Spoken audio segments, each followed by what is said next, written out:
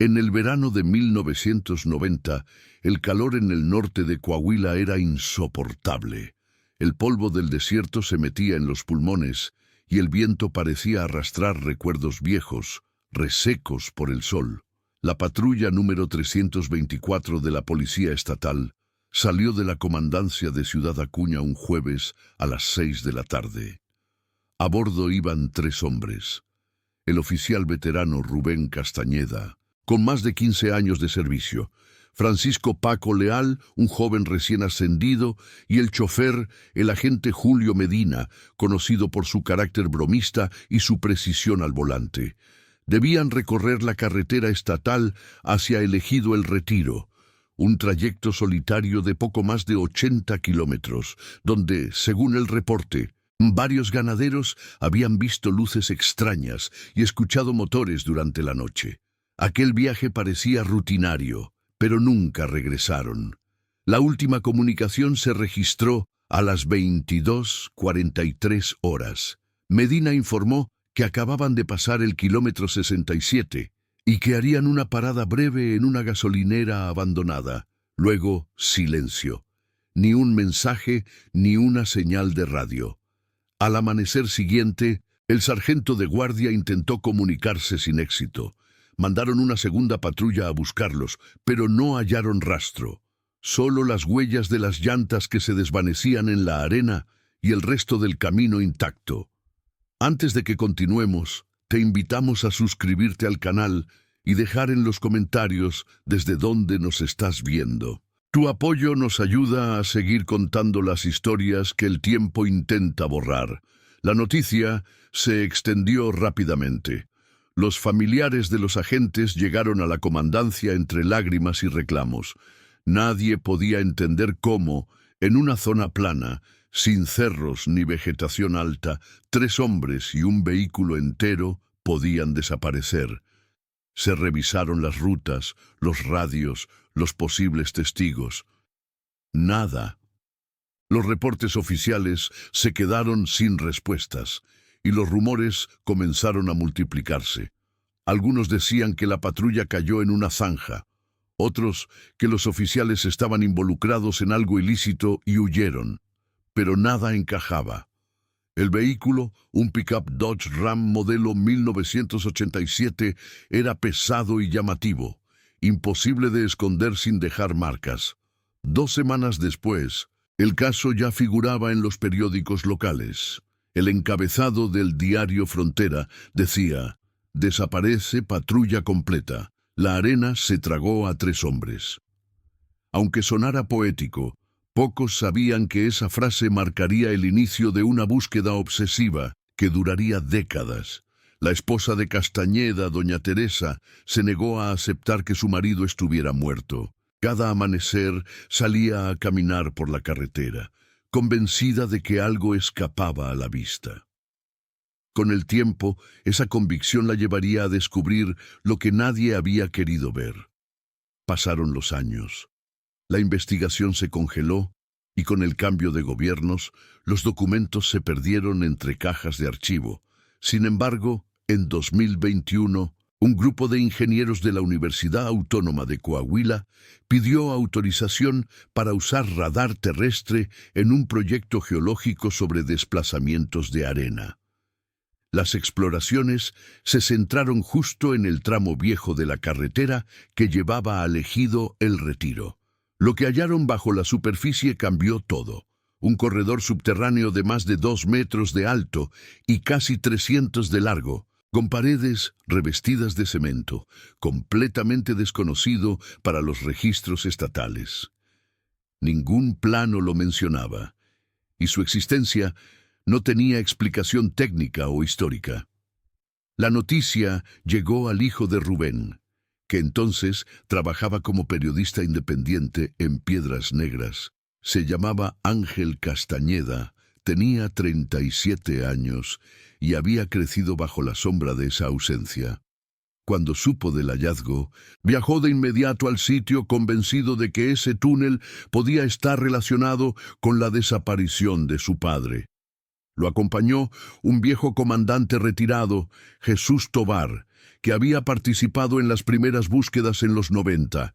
Juntos recorrieron el terreno, ahora más erosionado, donde el radar había marcado la anomalía. El viento seguía soplando igual de árido, pero el aire se sentía distinto. El suelo parecía tener memoria. Los ingenieros del proyecto les mostraron las imágenes, el trazado curvo del pasadizo, el espacio hueco detectado y algo más. Un punto metálico dentro del corredor, con dimensiones aproximadas al capó de un vehículo. Nadie quiso arriesgarse a una excavación sin permisos, pero Ángel no podía esperar. Al día siguiente, consiguió el apoyo de un grupo de rescatistas voluntarios. Montaron una carpa improvisada y comenzaron a cavar justo donde el radar marcaba el punto más cercano a la superficie. El primer día encontraron fragmentos de metal oxidado, luego pedazos de vidrio curvado similares a los de un parabrisas antiguo. A los 3 metros, una placa de matrícula. Los números apenas se distinguían, pero el grabado 324 sobresalía claro bajo la tierra. Ángel se desplomó. Era la patrulla de su padre. El hallazgo reabrió el caso oficialmente. La Fiscalía Estatal tomó control del lugar, y pronto llegaron reporteros de todo el norte del país. Sin embargo, lo más intrigante no era que el vehículo estuviera enterrado, era que el túnel no era natural ni accidental. Parecía una construcción deliberada, con acceso cementado y restos de iluminación antigua. Alguien lo había hecho, y alguien se había encargado de cubrirlo después. Los investigadores comenzaron a sospechar que esa estructura formaba parte de un viejo corredor fronterizo usado por contrabandistas antes del Tratado de Libre Comercio. Pero había algo que no cuadraba. El túnel cruzaba hacia el interior, no hacia el norte. Su dirección conducía a un predio abandonado de la empresa minera San Marcos, clausurada en los 70. En los archivos figuraba como propiedad de un consorcio estadounidense, aunque después se comprobó que sus dueños eran empresarios locales con vínculos políticos. El misterio se profundizó cuando, entre los restos del túnel, hallaron 3 placas metálicas más pequeñas con nombres grabados. Uno de ellos decía Castañeda R. Era imposible no pensar que alguien había querido dejar una marca. Durante las semanas siguientes, Ángel reunió todos los informes antiguos. Visitó a exagentes, familiares y hasta al último operario que había trabajado en la mina antes de su cierre. Cada conversación revelaba una parte del entramado. La policía local había sido utilizada en los 80 para custodiar envíos ilegales de minerales valiosos y algunas patrullas desaparecían bajo excusas falsas. Nadie denunciaba nada porque los responsables eran los mismos jefes de seguridad regional. Jesús Tobar, el comandante retirado, admitió en una conversación nocturna que había recibido órdenes de detener la búsqueda en 1990. Nos dijeron que no había nada que encontrar, recordó, con los ojos hundidos en la vergüenza. El túnel fue sellado de nuevo por las autoridades en 2022, sin investigaciones profundas, pero Ángel no se detuvo. Publicó una serie de reportajes documentando la corrupción y las conexiones políticas detrás del caso. Su trabajo despertó interés nacional y reavivó el debate sobre las desapariciones en México, especialmente aquellas ocurridas dentro de las corporaciones mismas. A medida que más voces se unían, comenzaron a llegar testimonios, familiares de otros agentes desaparecidos, campesinos que recordaban ver convoys nocturnos sin placas, y un exfuncionario de la minera que juraba haber visto a 3 policías esposados entrar al túnel la noche del 12 de junio de 1990. El cierre real del caso nunca llegó. Los restos humanos hallados junto a la patrulla no pudieron identificarse con certeza, pero para Ángel y para doña Teresa era suficiente. Habían encontrado el lugar donde la historia se bifurcó, donde la arena y el silencio se confabularon para esconder la verdad. Ese corredor subterráneo, oculto durante 3 décadas, se convirtió en símbolo de algo más grande. El espacio invisible donde desaparecen no solo cuerpos, sino también responsabilidades, nombres y memorias. A veces, cuando cae la tarde sobre el desierto, los trabajadores del radar dicen que el suelo emite un eco leve, como el zumbido lejano de una radio vieja intentando reconectarse. Nadie sabe si son vibraciones naturales o interferencias del equipo, pero los que han pasado noches en esa carretera aseguran que el aire cambia justo en el kilómetro 67, donde el radar mostró por primera vez el corredor. Es un silencio denso, cargado de historias no dichas. Un silencio que recuerda, como si el desierto todavía esperara escuchar la última transmisión de la Patrulla 324. Ángel pasó varias noches en vela después del hallazgo. Tenía frente a sí los informes viejos, recortes amarillentos de periódicos y las memorias que su madre había guardado durante 30 años. Doña Teresa no hablaba mucho, pero sus ojos reflejaban un alivio extraño, como si la verdad, aunque incompleta, le permitiera respirar de nuevo. Sin embargo, Ángel no podía detenerse. Algo en su instinto periodístico le decía que lo del túnel no era solo un hallazgo aislado, sino parte de un entramado más grande vinculado a desapariciones oficiales, al uso ilegal de instalaciones mineras y a la complicidad institucional de la época. Una tarde de septiembre, mientras revisaba los expedientes en la hemeroteca de Saltillo, encontró un dato que le cambió la perspectiva. En un artículo de 1986, años antes de la desaparición de la patrulla, se mencionaba que la empresa minera San Marcos había sido denunciada por movimientos nocturnos sospechosos en sus terrenos. El caso no avanzó, curiosamente, porque fue cerrado por falta de pruebas, tras la intervención del entonces comandante de la Policía Estatal, un hombre llamado Agustín Zúñiga. Ese nombre se repetía también en los documentos de la investigación de 1990, firmando las órdenes de búsqueda iniciales y, semanas después, el cierre prematuro del caso. Parecía imposible no conectar los puntos. La revelación lo atormentó durante días. Ángel decidió buscar a Zúñiga, aunque sabía que ya estaba retirado y residía en Monterrey. Su madre se opuso al principio. «No ganamos nada con remover el pasado», le dijo, temblando al servirle café. Pero Ángel no buscaba consuelo, sino coherencia. «Si no entendemos lo que pasó, mamá, todo se repite», le respondió, sin apartar la mirada del cuaderno donde anotaba fechas y nombres. Antes de continuar, si estás siguiendo esta historia, suscríbete al canal y cuéntanos desde qué parte del mundo nos ves. Tu participación ayuda a mantener viva la memoria de historias como esta, que el tiempo quiso borrar. El viaje a Monterrey le tomó casi 10 horas. Cruzó carreteras polvorientas que parecían iguales a las que su padre había recorrido años atrás. Al llegar a la casa del excomandante Zúñiga, en un vecindario tranquilo del sur de la ciudad, se sorprendió de que fuera él mismo quien le abriera la puerta. Un hombre de casi 80 años, flaco y encorvado, pero con una mirada que aún conservaba la autoridad de quien había mandado a otros toda su vida. «Viene por el caso de la patrulla», dijo el anciano antes de que Ángel siquiera hablara. «Ya sé por qué está aquí». Ángel sacó su grabadora, pero Zúñiga levantó una mano. «Sin aparatos, muchacho. Si quieres saber la verdad, será aquí, sin testigos electrónicos. No me fío de esas cosas». Pasaron al interior. El lugar olía a tabaco y papel viejo. En una mesa había fotografías de hombres uniformados, recortes de periódico, y en una esquina, un radiotransmisor antiguo. «Ese fue mi orgullo», dijo Zúñiga, señalando el aparato. «De ahí salió la última señal que se registró de tu padre». Ángel contuvo la respiración.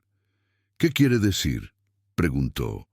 Zúñiga respiró hondo. Ese túnel no lo descubrieron ahora. Ya sabíamos de su existencia desde los 70. Era parte de una red usada para sacar mineral sin declarar, con la excusa de transporte interno. Pero no solo eso. Con los años se usó para mover cosas más pesadas, armas, dinero y, a veces, personas. El viejo comandante habló durante más de una hora. Contó cómo, en 1990, recibió órdenes directas del secretario de Seguridad Estatal para enviar la patrulla 324 a verificar un camión que había quedado varado cerca del túnel.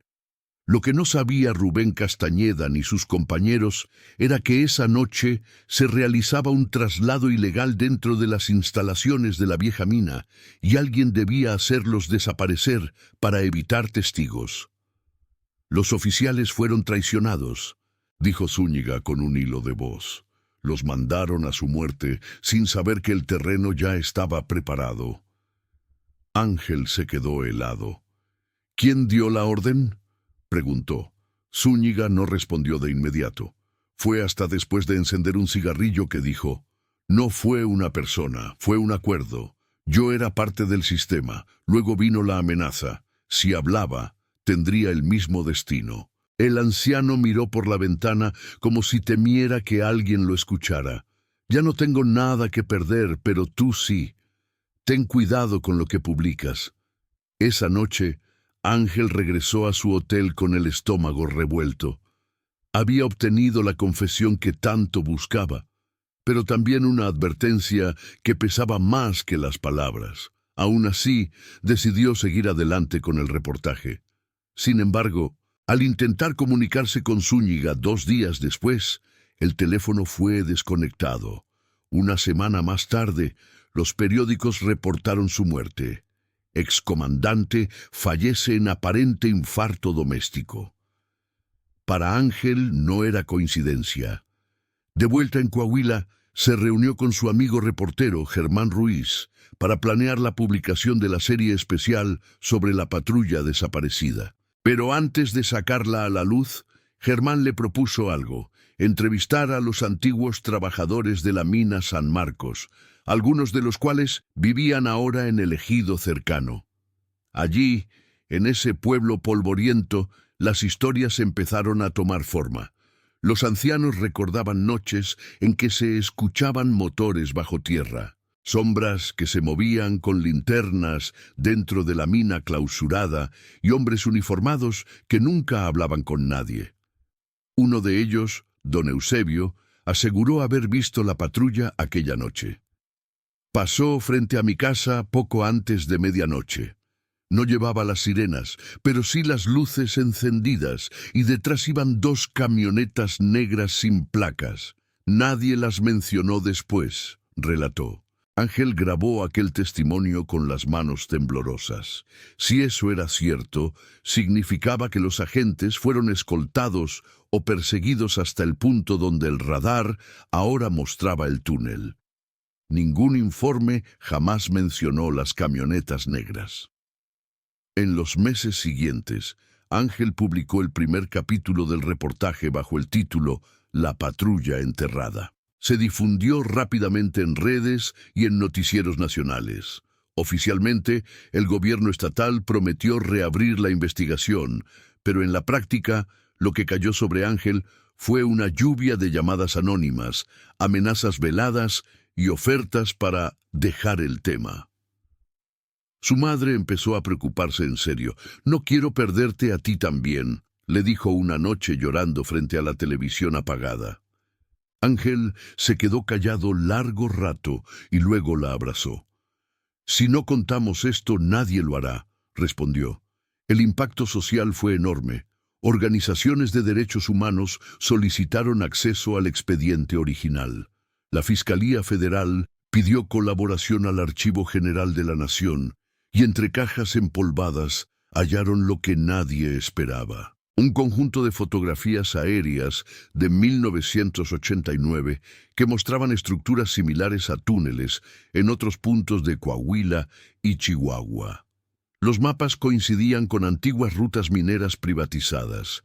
Era como si debajo del norte mexicano existiera una red subterránea olvidada, usada con fines desconocidos. Para entonces, el nombre de la patrulla 324 se había convertido en símbolo. Escuelas, colectivos y periodistas comenzaron a hablar de los enterrados del desierto. Cada nota impulsaba nuevos testimonios, personas que afirmaban haber visto movimientos extraños aquella década. Algunas versiones apuntaban a militares que custodiaban los transportes ilegales, otras a empresarios que alquilaban vehículos oficiales para encubrir operaciones fronterizas. Nada podía comprobarse del todo, pero el rompecabezas tomaba forma.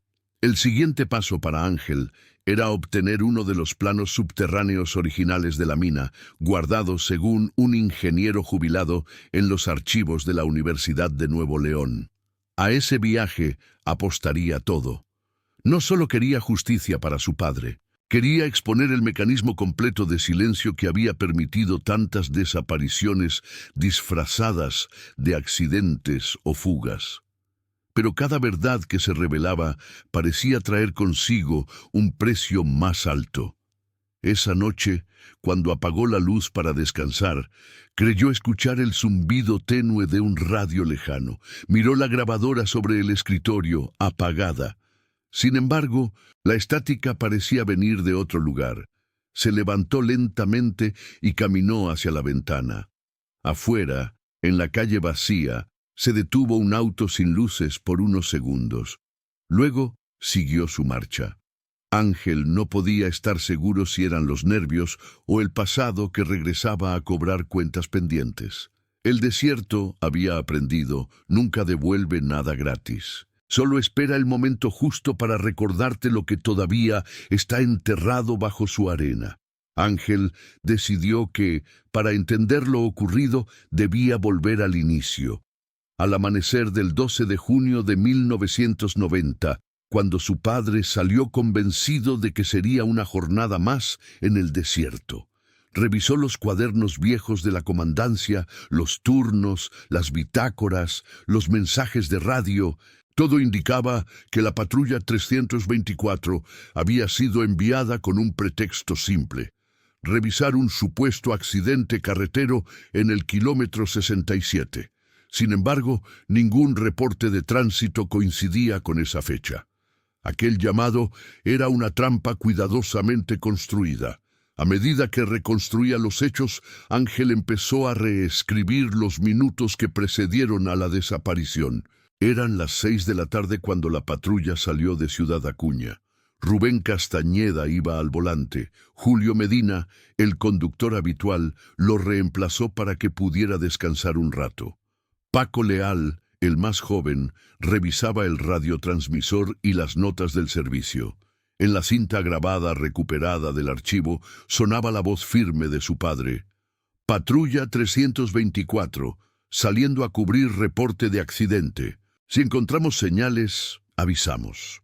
Esa fue la última grabación íntegra, pero en el registro de comunicaciones del operador nocturno quedó una transmisión incompleta 2 horas después. Ruido, interferencias y algo que parecía una voz diciendo «los focos hacia abajo». Esa frase nadie había logrado interpretarla. Ángel la escuchó varias veces. Los focos hacia abajo. ¿Podría referirse a luces encendidas en un punto bajo, tal vez en la entrada del túnel? Durante semanas, Ángel trabajó con un equipo de peritos de sonido para limpiar la grabación. Una noche, entre los ruidos de la cinta, distinguieron una segunda voz más débil, casi cubierta por la estática. Decía, «No es un camión, son...». La frase se cortaba allí. Ese fragmento, aunque breve, confirmaba lo que Zúñiga había insinuado. La patrulla no se topó con un accidente, sino con algún tipo de operación. Una que debía permanecer invisible. Decidido a rehacer el recorrido, Ángel organizó una expedición. Lo acompañaron 2 expertos en georradar y un fotógrafo documental, Luis Ortega. Condujeron por la misma carretera, midiendo cada curva, cada punto de referencia descrito en los archivos viejos. A medida que avanzaban, el paisaje se transformaba. Montes secos, pasto quebrado, antenas oxidadas golpeadas por el viento. El olor a tierra caliente se mezclaba con el de aceite viejo. En medio del desierto, el tiempo parece quedarse detenido. Aquí debió detenerse la patrulla, dijo Luis, apuntando sus notas. Justo antes de desaparecer del radar de la base, Ángel miró alrededor. No quedaba ninguna estructura visible, solo un terreno irregular donde la arena formaba remolinos.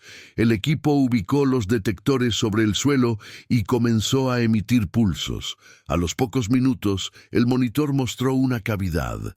No era el túnel principal, sino una especie de acceso lateral colapsado, cubierto por sedimentos. Cavaron con cuidado y descubrieron restos de metal perforado y bloques de cemento con agujeros para cableado eléctrico.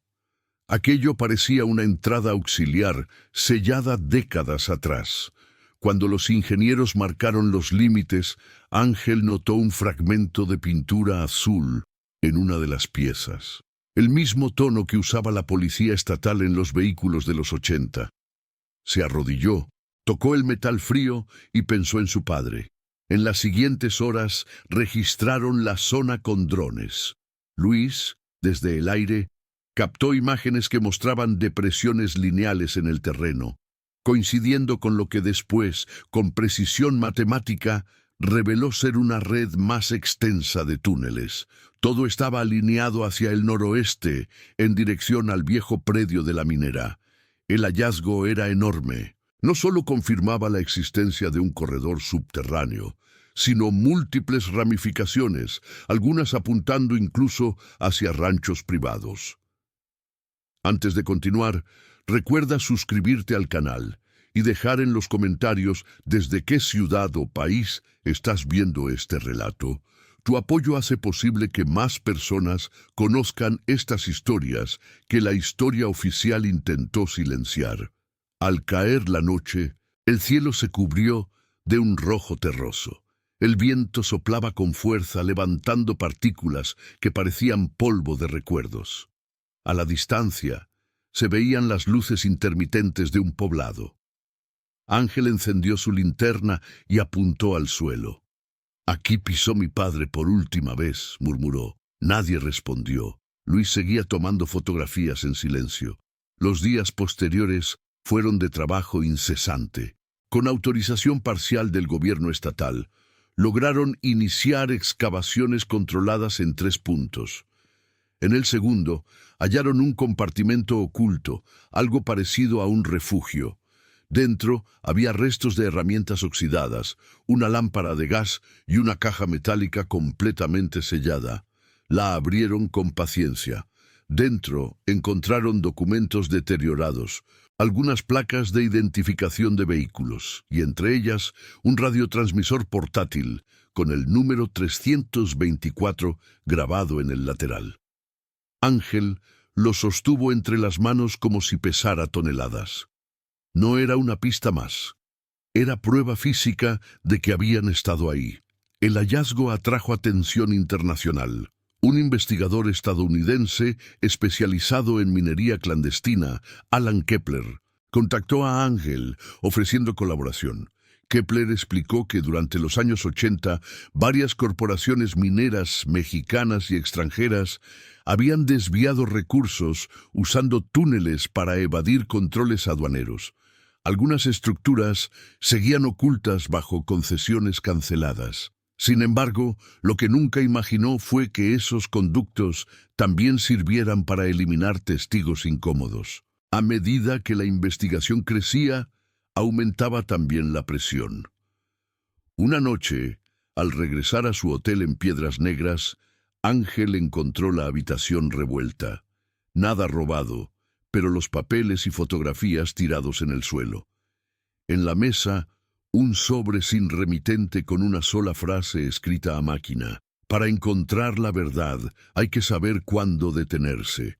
A partir de entonces, Empezó a mirar 2 veces por la ventana antes de dormir. Aún así, siguió adelante.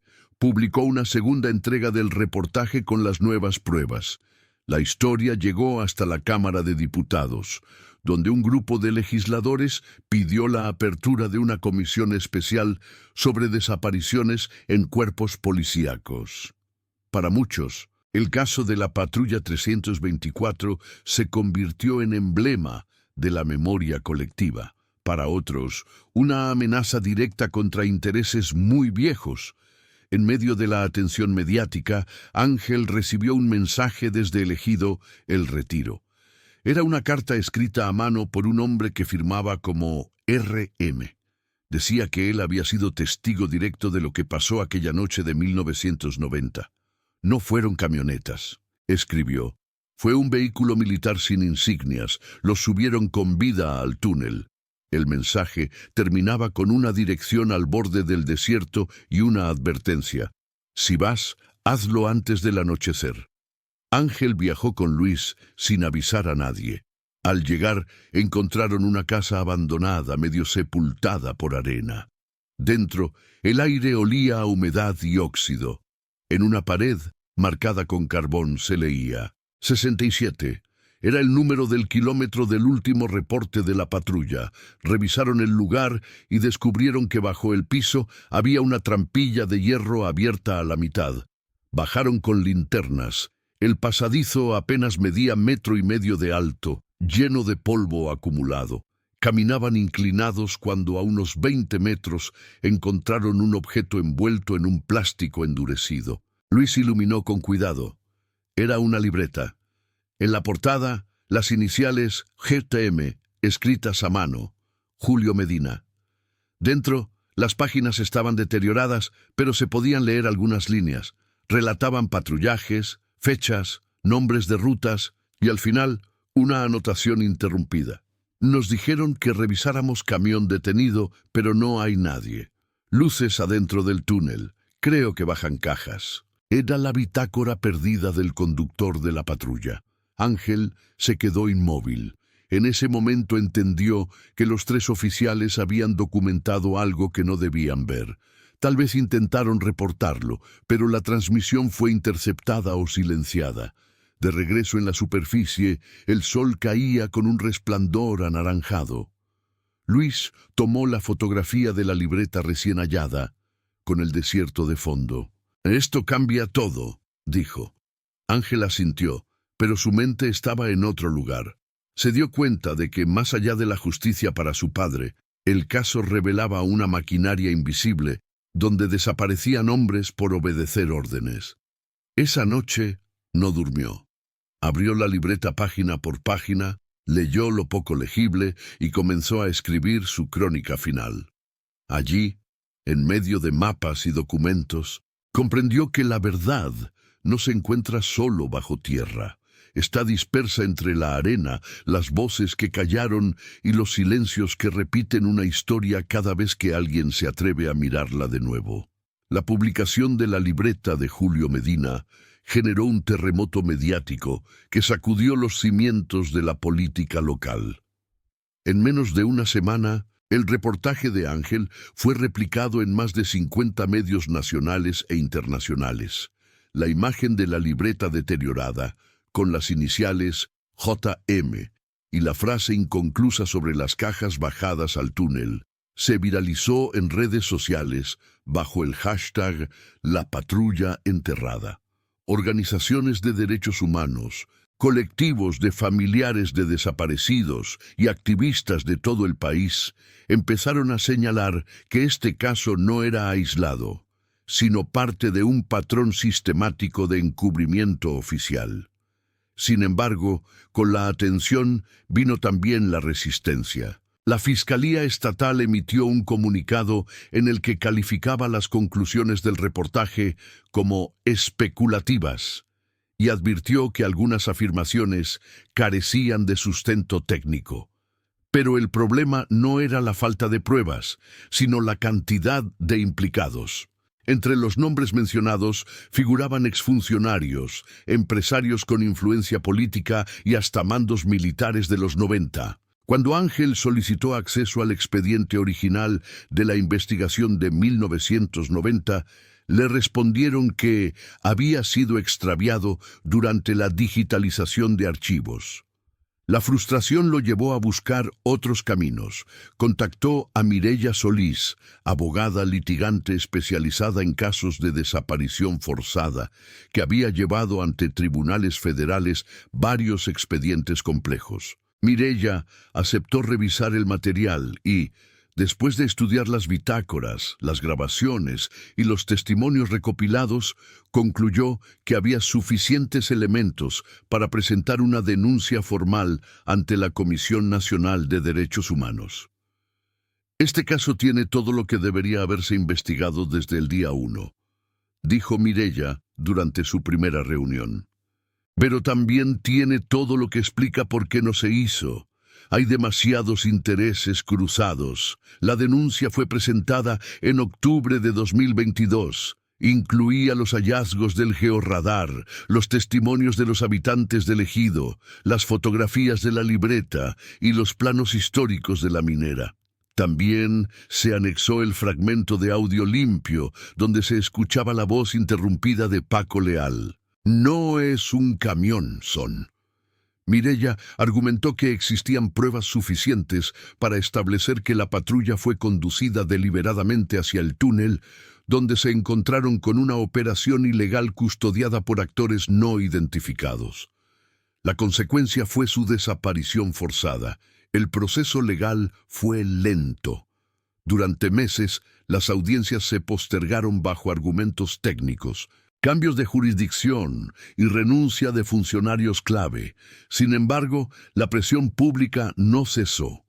Cada semana, frente al Palacio de Gobierno de Saltillo, decenas de personas se reunían portando carteles con los rostros de Rubén Castañeda, Julio Medina y Francisco Leal. Entre ellos estaba siempre doña Teresa, con los ojos cansados, pero la mirada firme. «No solo quiero saber dónde está mi esposo», decía ante las cámaras. «Quiero saber quién lo mandó ahí». En paralelo, Ángel siguió investigando la red de túneles.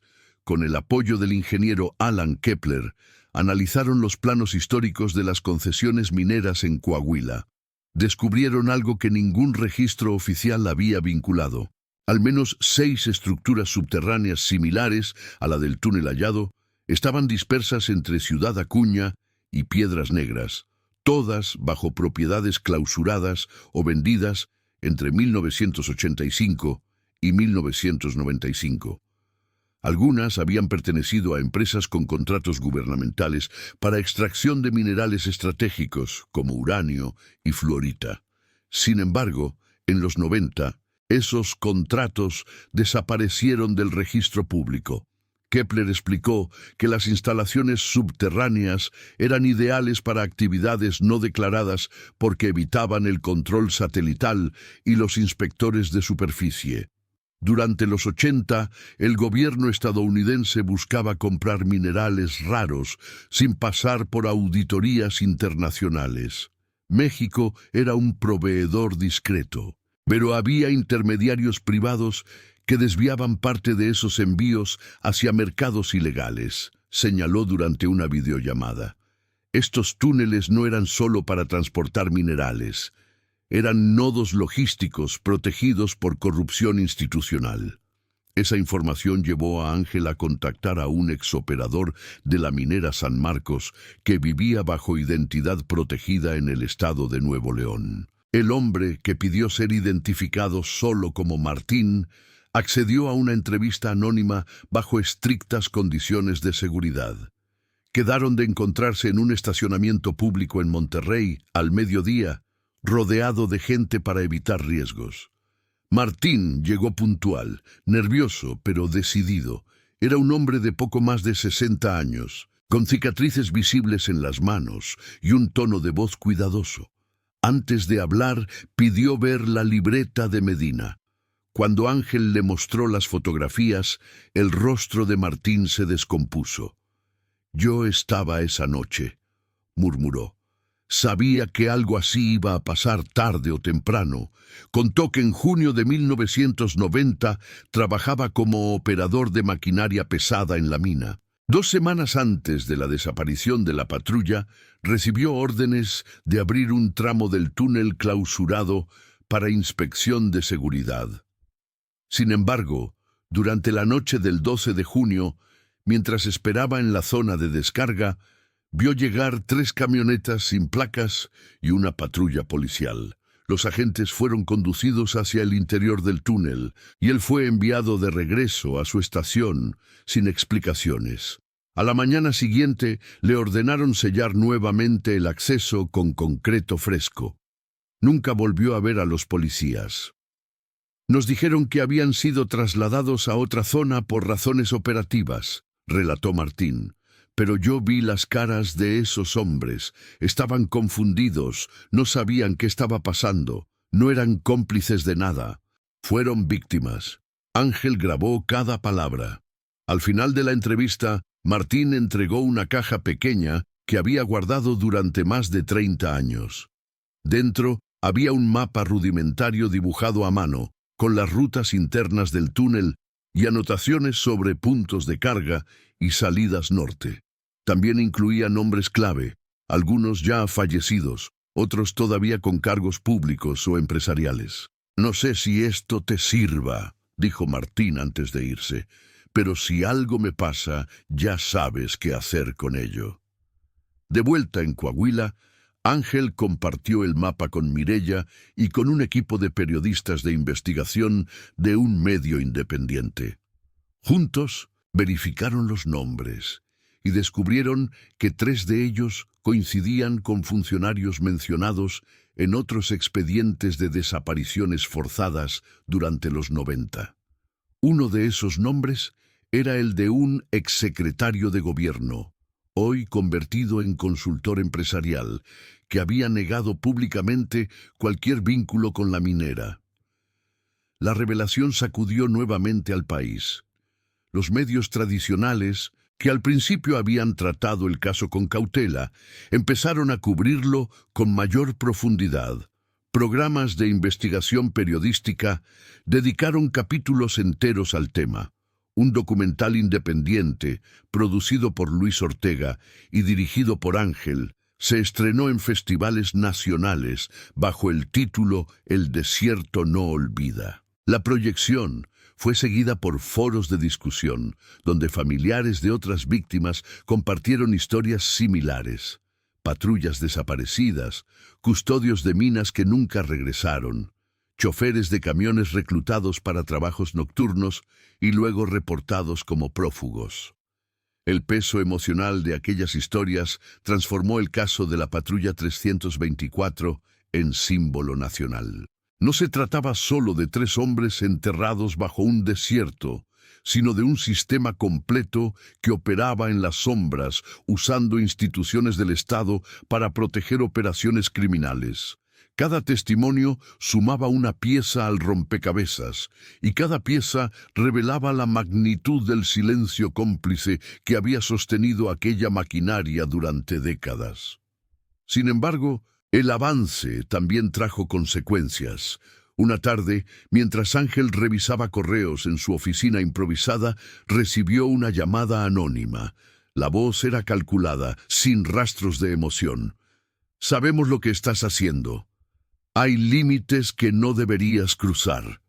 Colgaron antes de que pudiera responder. Al día siguiente, encontró su camioneta con las llantas ponchadas y una nota bajo el limpiaparabrisas. El desierto guarda muchos secretos.